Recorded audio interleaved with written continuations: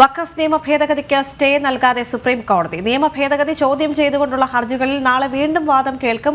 ഹർജികളിൽ കോടതി ഇടക്കാല ഉത്തരവും പുറപ്പെടുവിച്ചിട്ടില്ല. വഖഫ് ഭേദഗതി നിയമവുമായി ബന്ധപ്പെട്ട് നടക്കുന്ന അക്രമങ്ങളിലും സുപ്രീം കോടതി ആശങ്ക രേഖപ്പെടുത്തിയിട്ടുണ്ട്. ചീഫ് ജസ്റ്റിസ് അധ്യക്ഷനായ 3-അംഗ ബെഞ്ചാണ് ഹർജികൾ പരിഗണിച്ചത്.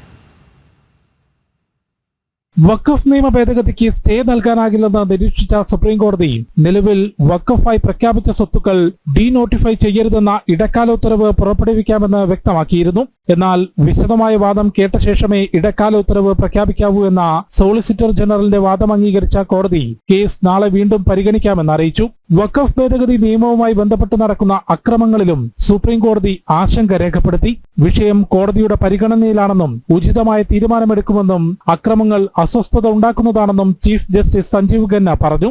വഖഫ് നിയമ ഭേദഗതി മുസ്ലിം മതാചാരങ്ങൾക്കും ഭരണഘടനയുടെ 25, 26, 32 ആർട്ടിക്കിളുകളുടെ ലംഘനമാണെന്നുമാണ് ഹർജിക്കാർക്കു വേണ്ടി മുതിർന്ന അഭിഭാഷകരായ കപിൽ സിബൽ, മനു അഭിഷേക് സിംഗ്വി തുടങ്ങിയവർ കോടതിയിൽ വാദിച്ചത്. എന്നാൽ ആർട്ടിക്കിൾ 26-നെ മതാചാരവുമായി ബന്ധപ്പെടുത്തരുതെന്നും മുസ്ലിമുകൾക്കെതിരെയും നിയമനിർമ്മാണം നടത്തിക്കൂടെയെന്നും കോടതി ചോദിച്ചു. നിയമ ഭേദഗതി വഖഫ് ബോർഡിനെതിരല്ലെന്നും ബോർഡിന്റെ പ്രവർത്തനങ്ങൾ കൂടുതൽ സുതാര്യമാക്കുന്നതാണെന്നും കേന്ദ്ര സർക്കാർ കോടതിയെ അറിയിച്ചു. നാളെ വിശദമായ വാദത്തിന് ശേഷം കോടതി ഇടക്കാല ഉത്തരവ് പുറപ്പെടുവിച്ചേക്കും. ജനം, ഡൽഹി.